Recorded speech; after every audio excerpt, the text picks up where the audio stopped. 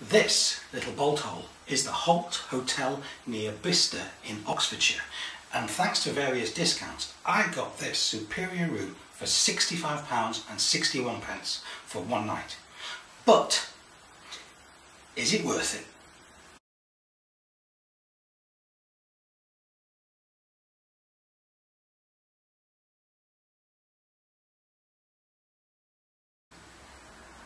Hello and welcome back to Craigslife. Good to see you all again. You join me on the 31st of July 2020 in another hotel. This is the Holt Hotel just outside of Bicester in Oxfordshire. I'm here for one night, and as I've already said, this is an executive room, and it's or superior room, whatever, and it has cost me £65.61. I'm also going to be back in this same area next week for Monday and Tuesday night. And because I haven't booked anything yet, having a look around this room will influence my decision as to whether I stay here again next week or whether I look for another hotel.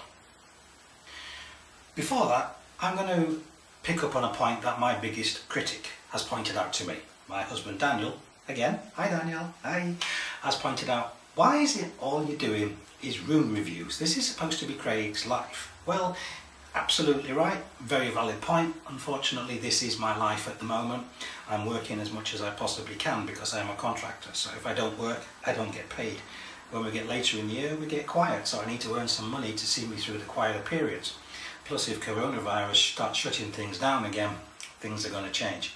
Unfortunately, our holiday to California is being cancelled, so there would have been some videos for that. So unfortunately, for the time being, you're kind of stuck with these because this is actually what I'm doing at the moment. I'll try and get a bit more variety in it, but at the moment this is something that is actually proving to be pretty consistent.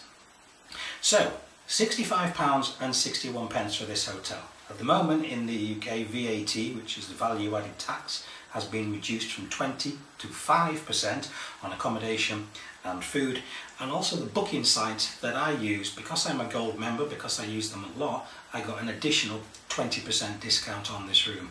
So this probably, without those discounts, would be £100 a night room. So let's have a look and see, is this worth it? I'm going to start here in the entrance to the room. Obviously behind me is the main door in, and on this side we've got a wardrobe. One good thing about this particular wardrobe, there is a safe in it.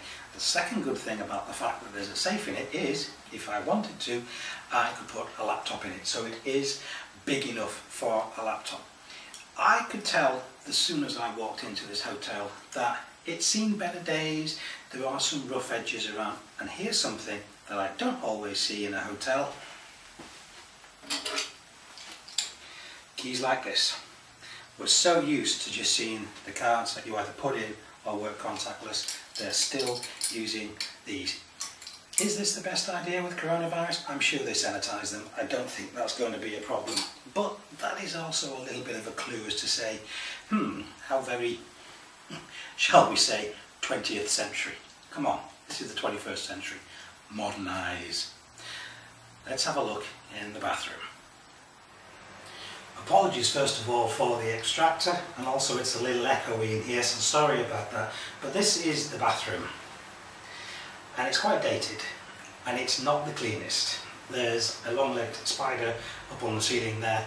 There is a hair of rather dubious and suspect origin. That's me kicking the bin. Here in the wash basin, there's quite a bit of corrosion around the hinges on the toilet seat, and the toilet roll holder is loose. Something else, although we do get toiletries in here, I've got a shower cap, we've got a couple of bars of soap, shower gel, shampoo. The towels don't even match. Yes, a hand towel. And the bath towels, they're two completely different sizes. This obviously is probably going to be the thicker and fluffier of the two towels, and more probably of a bath sheet than a bath towel. But things like that, little attention to details, no, it isn't the best. Even without a black light, I can see that there are marks here on the back of the toilet. I can also see marks where some of the fittings are coming loose, some of the tiles are coming loose, some of the grout is coming loose. And even, although, as I've already mentioned, I'm not a fan of shower curtains, this is clean, but the shower head was actually on the floor, on the bottom of the bath, and wasn't even hung up. Come on, they can do better than that. This is quite a nice big bed. It is actually two single beds. They're fitted together. The pillows, they're actually quite fluffy. The duvet, quite a decent thickness. Sitting on it, it's not the worst I've slept on. It's not the best, but it's not the worst. There are plug sockets, twin plug sockets on both sides of the bed. Perfect for charging phones, or I haven't brought it this time, to plug in my mini fridge in. So as far as the bed is concerned, not too bad. It all does look a little bit too clinical. Maybe a different coloured cushion to just soften all the white in here a little bit. Padded headboard? Let's not go there. Let's have a look at this side of the room. So this part of the room is actually directly opposite the bed. If you follow this wall along the other side of the window, that's where I was standing when I did my opening speech. So here we've got a TV on the wall, a few scratches on it, not the biggest of TVs, and if I wanted to plug my laptop into it, a bit tricky to get to with the HDMIs. Come on, that just looks a bit unfinished. Hairdryer, sorry about that, shoved away here in the drawer. Remember I viewed that Premiere in when it was actually already plugged in, ready to go. Tea, coffee making facilities, one little plus point, two of my favourite Biscoffs. I shall be enjoying those later. The furniture, it's not bad. There is evidence of quite a bit of wear and tear in places, but it's not exactly falling apart, but you can tell it is all very, very dated. And the carpet, yeah, that's dated as well. And they've got Artex on the ceiling in a swirly pattern. Not seen that since the 90s. Evidence that although the hotel and the rooms have got a heck of a lot of potential, it hasn't been done. I know with coronavirus it's a bit difficult for hotels are just happy to be open again, let alone start spending money on this. But you think for the age of this hotel, which is about 50 years old, judging by the sign as I came in, that it could have been done a little bit better. I need to have a think about this one. I'm not sitting like this just for the heck of it. This is how close this table has been placed to the chair. That's better. It is actually quite comfortable. But I need to think about this. I'm here for one night. This is a superior room. It would have been, before the discounts, probably around £100 a night. Oxfordshire's quite a nice place to be. It's quite a desirable place to come and visit. A lot of celebrities live around here. So I can kind of understand where they're coming from with the pricing. However, for the price that I paid, 65, 61, would I stay here if this was a £100 a night hotel? Would this be worth it? And on my scale of 1 to 5, 1 being the worst, 5 being the best, where do I score this? As far as the score's concerned, it's a tricky one. I'm going to give it a 3.5. The room, I think, as a whole, is dated. The whole room section is dated, probably only worth a 3. But the main rooms, by having a little look as I wandered through, and the greeting on reception, very nice, very welcoming, very friendly. The public rooms, which are open, all look very nice. So you can see where the money is being spent. That's why I'm giving it a 3.5. Tricky one. I don't think 3 would be fair. I think that would be too mean. I also don't think it's quite worth 4 because of the quality of the rooms. Am I going to stay here for 2 nights next week?